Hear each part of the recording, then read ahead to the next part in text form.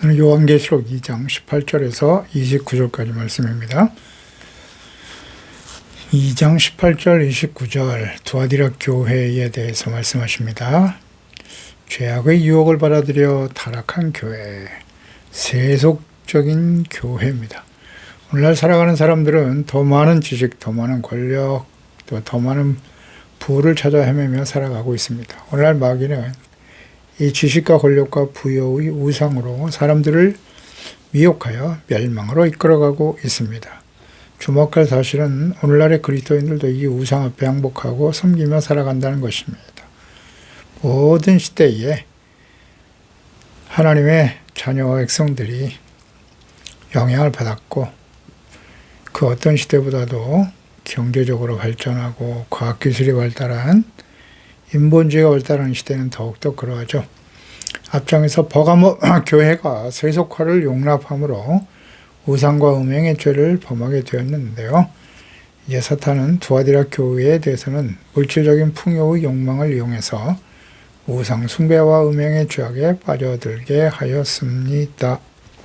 오늘날의 가장 강교한 우상은 바로 물질이죠. 탐심, 탐욕의 우상이죠.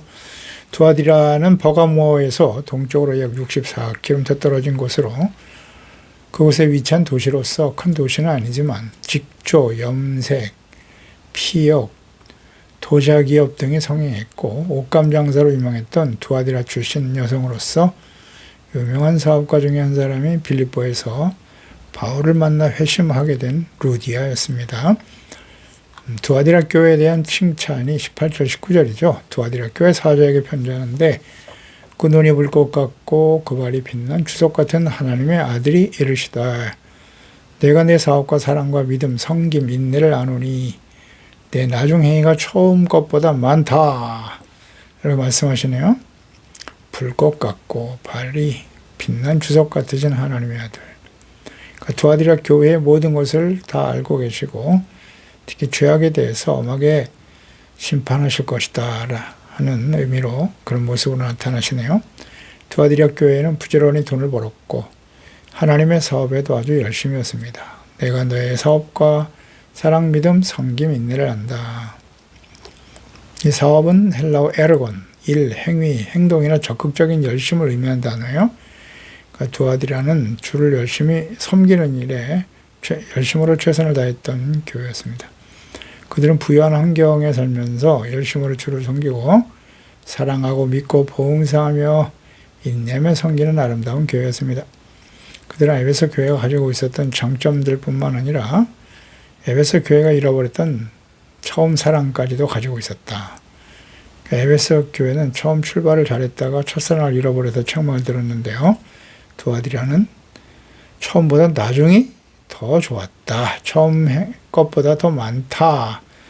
라고 칭찬하셨습니다.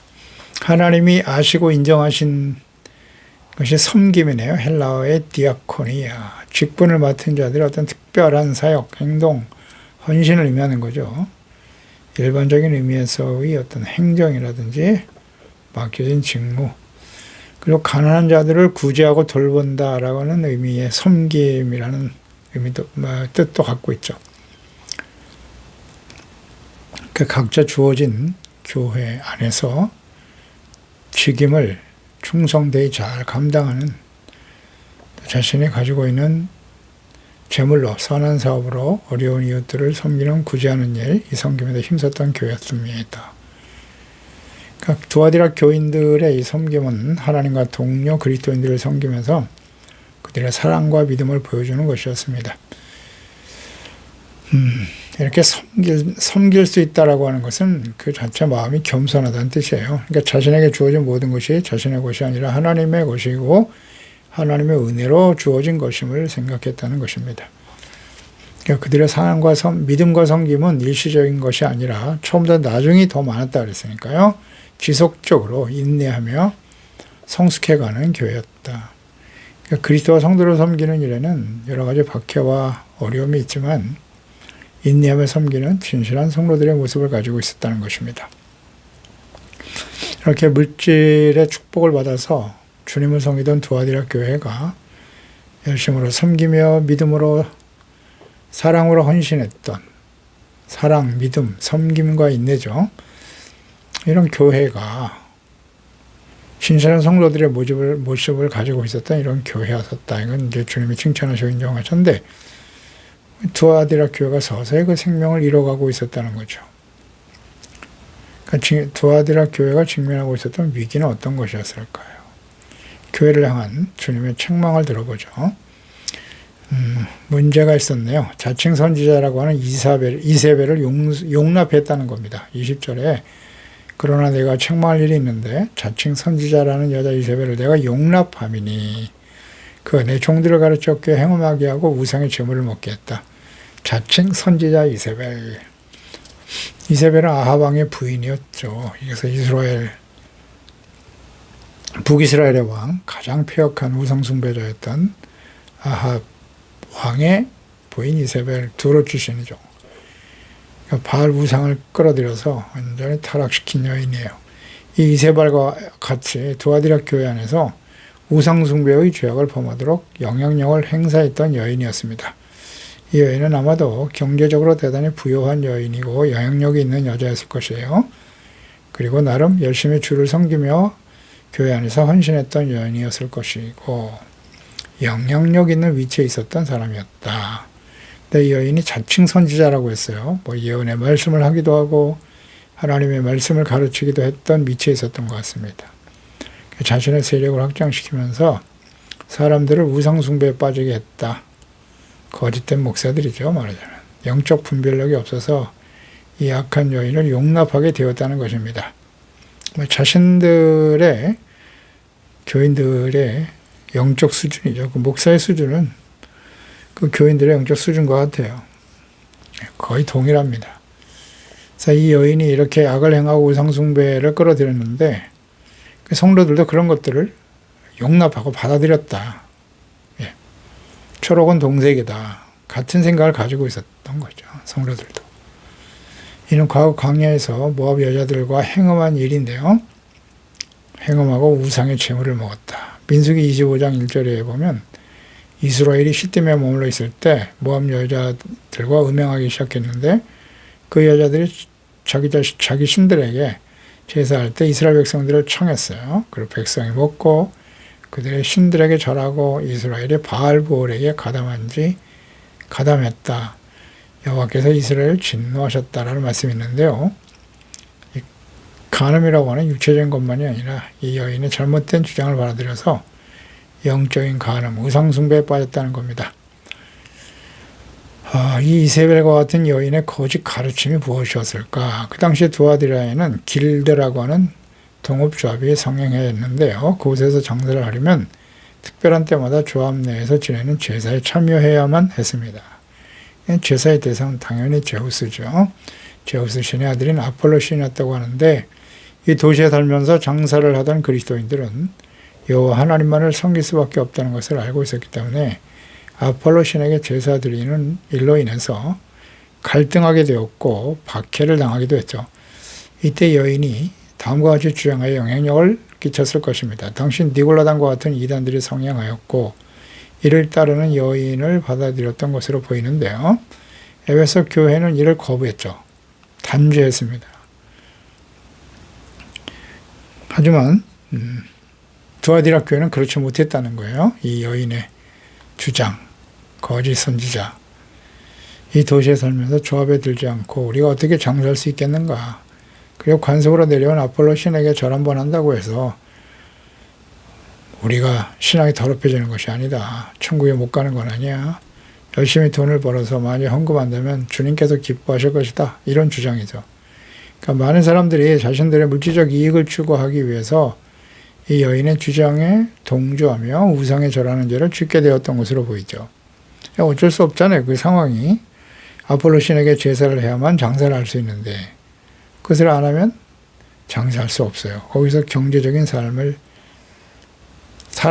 유지할 수가 없단 말이에요. 그러니까 이게 절하는 것 자체가 우리는 하나님 믿는 사람들인데 우상에 절한다고 해서 그게 큰 죄가 되겠느냐. 근데 이런 주장이 옛날에만 있는 것은 아니죠. 이익을 얻기 위한 사업이나 장사하는 세상 사람들의 삶을 따르더라도 뭐 저울추를 적당히 속이고 돈을 벌어서 주님께 헌금만 많이 하면 되지. 불의한 자들과 동조하면서 말이죠. 헌금만 많이 하면 되지 않겠는가. 그리스도의 신앙의 양심을 버리고 이윤 추구에 몰두하여 재물의 신 앞에 절을 하는 일들이 오늘날도 일어나고 있죠. 정직한 상고례는 주님의 명령입니다. 신명기 25장 13절 이하에 너는 내 주머니에 두 종류의 저울 추고 큰 것과 작은 것을 넣지 말아라. 내 집에 두 종류의 돼, 곧 큰 것과 작은 것을 두지 말라고 하셨고요. 오직 온전하고 공평한 저울추를 두며 온전하고 공정한 되를 둘 것이다. 그러면 네 하나님 여호와께서 내게 주신 땅에서 내 날이 길 것이고 이런 일들을 행하는 자, 모든 자, 악을 행하는 모든 자는 내 하나님께서 가증히 여긴다고 말씀하셨거든요. 그러니까 이걸 얻어 부자가 되기 위해서는 수단 방법을 가리지 않아도 된다는 이 사탄의 속임수에 넘어가 수많은 그리스도인들이 재물의 우상에 절하고 악을 용납하고 있습니다. 이것이 바로 두아디라 교회의 문제였던 것이죠. 이 시대의 교회의 모습이기도 하고요. 자신이 가지고 있는 막강한 영향력을 행사할 뿐만 아니라 거짓 이단 사상을 따르도록 선동하고 있었던 이세벨의 유혹에 당시 주의 종들과 제자들이 미혹되어 타락해가고 있었다는 겁니다. 오늘날도 그와 같고요. 문제는 회개할 기회를 주었지만 거절했다는 거죠. 21절에 또 내가 그에게 회개할 기회를 줬을 때 자기 음행을 회개하고자 하지 아니하도다. 그들이 왜 회개하지 않았을까요? 그들은 하나님 앞에 깨끗한 양심을 지키는 것보다 황금, 재물, 권력, 출세가 더 중요했기 때문이에요. 하나님보다 재물이 주인이었던 거죠. 간단한 문제입니다. 하나님과 바른 관계를 가지고 섬기는 것은 중요하지 않게 생각했고 현실적으로 나에게 유익을 줄 수 있는 일들에 관심을 집중시키고 살아가게 되었을 때 그들의 신앙은 서서히 부패하고 타락해 갔던 것입니다. 간단한 문제네요. 누가 나의 삶의 주인이냐? 재물을 주인으로 섬겼던 거예요. 모든 시대에 그랬고 오늘은 더더욱 그렇죠. 조심해야 됩니다. 나의 삶의 주인은 누구입니까? 주께서는 이러한 우상숭배의 죄를 회개하도록 기회를 주셨지만 그들은 돈과 권력이 주는 매력에 깊이 빠져 있었죠. 돌이킬 수가 없었습니다. 이 두아디라 교회의 비극이 오늘날 시대 교회와 우리 그리스도인들의 비극이 아니겠습니까? 이것이 우리의 미래가 되어서는 안 됩니다. 현재와 미래죠. 이 현재에서 회개하라고 하시는데 돌이키지 않으면 두아디라 교회처럼 되겠죠. 경고의 말씀 22절 23절 볼지어다 내가 그를 침상에 던질 것이고 그와 더불어 가늠하는 자들도 만일 그의 행위를 회개하지 아니하면 돌이켜야 됩니다. 큰 환난 가운데 던질 것이다. 내가 내 사망으로 그의 자녀들을 죽일 거야. 무서운 말씀이네요. 모든 교회가 나는 사람의 뜻과 마음을 살피는 자인 줄 알지나 내가 너희 각 사람의 행위대로 갚아주리라. 아멘. 회개하라는 거예요. 돌이키라는 거죠. 재물이 주인이냐 하나님이 주인이냐. 재물, 돈을 사랑하면요. 반드시 부패하고 악을 행하며 세상과 타협하다가 결국 멸망의 길을 가게 되는 하나님의 공의 심판에 직면하게 된다는 뜻이에요. 사망에 처한다잖아요. 사망, 죽으리라. 그러니까 이세벨과 그녀와 같은 더불어 가늠하면서 돈이 탐욕이 우상숭배잖아요. 탐욕, 우상에 절하며 하나님의 거룩함과 의를 지키는 것보다는 재물을 선택한 사람들이죠. 그들을 회개할 기회를 주잖아요. 이게 하나님의 자비와 사랑이에요. 회개하라. 이 회개라는 말씀을 끊임없이 오늘 누가 전해야 되는 거예요? 그렇죠. 목사들이 전해야죠. 그런데 목사들이 전하지 않죠? 더 많은 헌금을 드리고 헌신하는 사람들에게 불의한 재물에 대해서 회개하라. 그 말을 할 수 있을까요? 그런 말을 하지 못하죠. 성도들이 떠나니까 뭐 교회가 여기밖에 없나. 교회 입장에서 저렇게 많이 헌금하는 재직들을 회개하라고 하다가 다 떠나버리면 교회가 유지가 안 된다는 거죠. 타협하는 거예요. 똑같죠. 악을 행하는 성도들에게 불의를 행하고 더 많이 헌금만 하면 그게 축복받은 것이고 믿음이 좋은 것이라고 거짓말을 전하는 거예요. 회개하라는 말을 전해야 되고 아니면 본인들이 직접 하나님의 말씀을 묵상하면서 그 말씀 앞에 드러난 자신의 죄를 버려야 되잖아요. 그런데 어때요? 자기 자신은 자기가 듣기 좋은 말만 골라서 듣거든요. 책망, 경계, 회개하라고 말씀을 전해줘야 되는데 그 말씀을 들으면 회개할까요? 회개하면 겸손한 사람이죠. 당신이 뭔데? 내가 교회를 위해서 얼마나 헌신했는데 나에게 회개하라고? 회개 안 하면 어떻게 된다고요? 하나님의 징계 수단, 침상에 던진다. 이런 말씀하셨네요. 회개하지 않으면 침상에 던진다. 이 침상에 던진다는 말은 병들어 눕게 된다는 뜻이네요. 그래도 회개하고 돌이키지 않으면 환란이 던지고 자녀들을 죽이겠다. 이런 말씀도 하시네요. 질병과 사망, 사랑하는 자녀들을 훈계하고 일깨우기 위한 하나님의 징계 수단이죠. 그러니까 주님께서 사랑하는 자에게 질병의 실직을 통해서 징계도 하시죠. 이 징계 실직을 맞을 때 하나님 말씀을 묵상하면서 자기 자신을 살펴보아야 하는 것입니다. 그래도 듣지 않으면 어떻게 해요? 사망이다. 사망. 죄 때문에 죽는 거예요. 더 이상 이 세상에서 하나님의 영광을 나타내지 못하는 사람들이라는 거죠. 회개할 기회를 줬는데 거절한다. 이건 하나님과의 관계 단절이에요. 사망이라는 거. 그러니까 육체적 혹은 영적인 사망이 찾아오게 되는 거죠.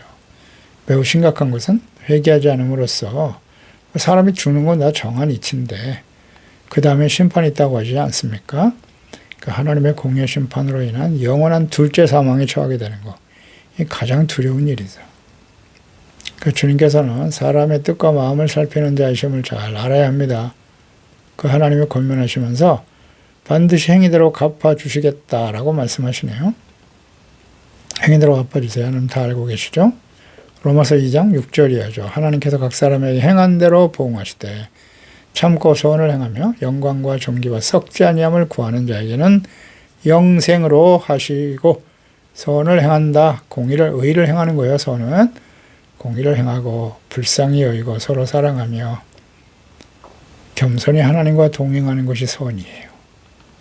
영광과 썩지 아니함을 구하는 자, 썩어질 세상의 욕망, 인간의 출세와 성공, 권력, 재물 다 사라집니다. 썩을 것을 구하는 어리석은 자가 되어서는 안 되는 거죠. 영원한 것은 뭐예요? 하나님과 하나님의 말씀뿐인데 그 말씀에 대한 믿음, 말씀을 순종하는 사랑, 말씀이 성취되어 영광스러운 모습으로 주님 앞에 서게 될 소망, 이런 사람들은 영생이죠. 영원한 것을 추구하고 있습니까? 하나님은 만홀히 여김을 받지 않으십니다. 스스로 속이지 말라고 하셨어요. 육체를 위해서 심으면 썩어질 사망을 거두게 되는 것이고 성령을 위해 심는 자는 영생을 거두리라. 아멘. 성령을 위해서 심는다는 것은 성령의 인도하심을 따라 성령의 열매, 빛의 열매를 나타내며 살아가는 거죠. 오직 당을 지어 진리를 따르지 아니하고 진리는 무엇입니까? 예수 그리스도와 하나님의 말씀입니다. 불의를 따르는 자에게는 진노와 분노로 하신다. 아멘이죠. 행한 대로 갚아주십니다. 회개하라고 말씀하시지만 돌이키지 않을 때. 그러니까 우리는 끊임없이 어떤 말씀을 들어야 돼요? 회개라는 말씀을 계속 들어야 돼요. 듣기 싫어도 계속 들어야 돼요. 왜? 우리는 온전하지 못하고 이 세상이 약하거든요. 지금 시대를 분별해 보세요. 마지막 심판을 향해 달려가는 시대거든요. 정신을 차려라, 회개하라 이런 말씀을 자꾸 듣고 그 말씀 앞에서 죄를 깨닫고 버려야지. 버리지 않으면 어떻게 해요? 사망. 나만 죽는 게 아니라 자식들까지도 사망에 이른다고요. 당연하겠죠. 부모가 썩어질 육체의 욕망을 따라 살아가는데 자녀들이 무엇을 보고 배우겠습니까? 목사들이 하나님의 나라와의 영생의 말씀을 전하고 의와 거룩함과 진실함으로 성령님의 인도하심을 따라 살아갈 거룩한 제자와 백성이 되도록 외치고 책망하고 바로잡아야 되는데 그들이 부패하고 타락하면 어떻게 되겠어요? 다 죽는 겁니다. 그냥. 이거 참 간단한 진리인데 두아디라 교회가 가지고 있었던 주께서 칭찬하셨던 일들을 굳게 잡으라고 하십니다. 25절에 다만 너에게 있는 것을 내가 올 때까지 굳게 잡아라. 혹은 개인적으로 우리가 인생을 마감할 그날까지 우리가 굳게 잡아야 될 게 뭐예요? 선한 사업에 힘쓰고 우리에게 맡겨진 재물, 하나님이 우리에게 맡기신 거예요. 내 것이 아니라고요. 하나님과 이웃을 위해서 쓰는 거예요. 사용하라. 선한 사업, 사랑으로 해야 돼요. 믿음, 섬김, 인내잖아요. 이걸 끝까지 지키라는 거죠. 믿음, 소망, 사랑 이 세 가지는 항상 있을 것이다. 이것을 추구하며 살아가는 겁니다. 거룩함을 상실하고 더 많은 재물을 쌓으려는 욕심 때문에 이세벨의 거짓 미혹에 빠져 우상에 절하며 간음을 행했던 두 아들이야 성도들. 우리는 이 주님의 경고의 말씀에 귀를 기울여야 합니다. 회개하라. 굳게 잡아야 될 것이 있다. 하나님과 말씀 영원한 가치예요. 썩어질 세상, 사망에 처한 것들을 썩어질 것들을 붙들고 거기에 소망을 두고 살지 말고 정함이 없는 재물에 소망을 두지 말고 하나님의 나라, 영원하신 하나님과 하나님의 말씀, 예수 그리스도의 삶을 본받고 따르는 일에 우리가 힘써야죠. 사랑과 믿음, 섬김, 인내로 디모데전서 6장 10절로 12절 돈을 사랑하며 일만하여 뿌리가 된다. 이것을 탐내는 자들은 미혹을 받아 믿음에서 떠나 근심으로서 자기를 찔렀도다. 오직 너 하나님의 사람아 이것들을 피하라. 의와 경건, 믿음과 사랑, 인내와 온유를 따르며 다 일맥상통하는 말씀이잖아요. 믿음의 선한 싸움을 싸우라. 영생을 취하라. 이를 위해 내가 부르심을 받았고 많은 증인들 앞에서 선한 증언을 하였도다. 믿음의 선한 싸움을 싸우는 것이 영생을 취하는 거예요. 경건과 믿음, 의, 경건, 믿음, 사랑, 인내와 온유를 따르는 거예요. 이것이 영생을 취하는 것입니다. 우린 그렇게 하고 있나요? 그저 그냥 아무 의미 없이 종교생활만 하면 되는 겁니까? 예배 드렸어요. 가끔 헌금도 드리고 11조 드렸으니까 다 되는 겁니까? 그것도 하지 못한 사람이 많지만 약속의 말씀, 이기는 자에게 주신 약속이에요. 이기는 자, 만국을 다스리는 철장 권세를 줄 것이다. 두아디라 교회의 위기는 권력과 돈의 우상에 절하는 것이었습니다. 이 세상에서 돈을 추구하고 권력을 추구하며 살아가는 것보다 주님을 따르고 진리를 순종하며 지키는 이 사람이 이기는 사람들이에요. 만국을 다스리는 권세를 주신다. 그렇습니다. 언제나 우리가 하나님을 주인으로 아니면 재물을 주인으로 섬기며 살아가니까 삶과 가치를 하나님과 재물 어디에 두고 살아가는가? 재물의 종노릇하며 살아가고 있지는 않습니까? 누가 나의 삶의 주인인지를 항상 점검해야 합니다. 예수께서 하나님으로부터 받은 권세로 이 땅을 심판하실 때 이기는 자들에게도 동일한 권세를 주어 이 땅에 악을 행하는 자들을 질그릇 깨트린 것 같이 심판하게 하실 것이다. 그렇습니다. 만국을 다스리는 권세는 세상과 불의와 타협하지 아니하고 죄인의 길에 서지 않으며 오만한 자의 자리에 앉지 아니하고 악한 자들의 꾀를 따르지 아니하고 하나님의 계명 말씀을 죄하로 묵상하기를 기뻐하며 주님의 말씀에 순종하는 그런 사람들이 되어질 때 이런 놀라운 권세와 능력을 주시는 겁니다. 새벽별을 주시겠다. 새벽별은 길고 긴 밤에 어둠이 물러가고 가장 먼저 새날의 밝았음을 알리는 전령이 새벽별입니다. 베드로후서 1장 19절에 또 우리에게는 더 확실한 예언이 있어 어두운 데를 비추는 등불과 같으니 날이 새어 새별이 너희 마음에 떠오르기까지 너희가 이것을 주의하는 것이 옳으니라. 밤이 없는 영원한 천국에서 그리스도의 영광에 참여하는 자에게 주어진 약속이죠. 새벽별, 이는 예수 그리스도를 의미하기도 해요. 계시록 22장 16절에도 나 예수는 교회들을 위하여 내 사자를 보내어 이것들을 너에게 증언하게 하였노라. 나는 다윗의 뿌리요 자손이니 곧 광명한 새벽별이라 하시더라. 새벽별이신 하나님의 아들 영광에 참여하게 된다는 의미입니다. 사탄의 목적은 그리스도의 영광의 빛이 불신자들에게 특히 하나님의 자녀들의 마음에 비치지 못하도록 방해하는 거예요.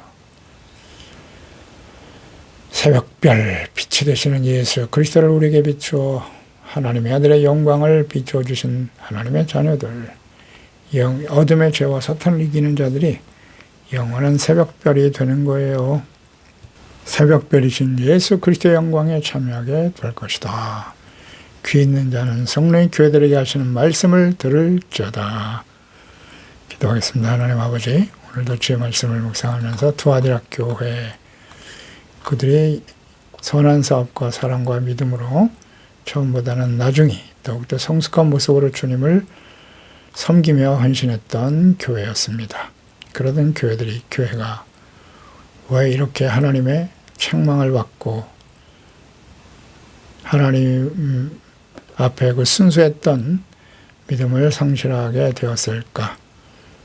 그것은 바로 세속화의 욕망의 유혹을 이기지 못했다는 거죠. 그들은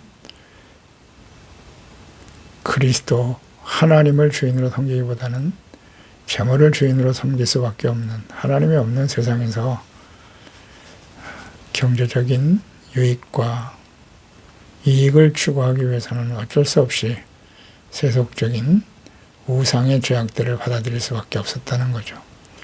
사실 간단한 문제입니다. 하나님과 재물 두 주인을 섬길 수 없다고 말씀하셨는데요. 사랑과 가치를 하나님께 두고 살아가는가, 재물, 세속적인 성공과 유익에 두고 살아가는 것인가. 그것은 모든 시대에, 특히 이 시대에, 오늘날 이 시대를 살아가는 우리 교회와 그리스도인들에게 주어진 유혹이기도 하죠. 우리 자신은 아주 분명하고 확실하게 선포해야 합니다. 하나님의 이 우상이라는 건 다른 게 아니에요. 재물, 탐욕이죠. 그리고 하나님의 말씀을 거역하죠. 눈앞에 보이는 이익을 위해서 하나님 우상 섬기지 말라, 절하지 말라는 말씀을 버리죠. 그리고 세상과 타협하고 불의와 타협하며 살아가는 이런 우상들을 빨리 버리게 도와주시고 회개하라고 주님 말씀하십니다. 이 기회를 놓치지 않게 하세요. 그렇지 않으면 우리 자신뿐만 아니라 우리 자녀 세대까지.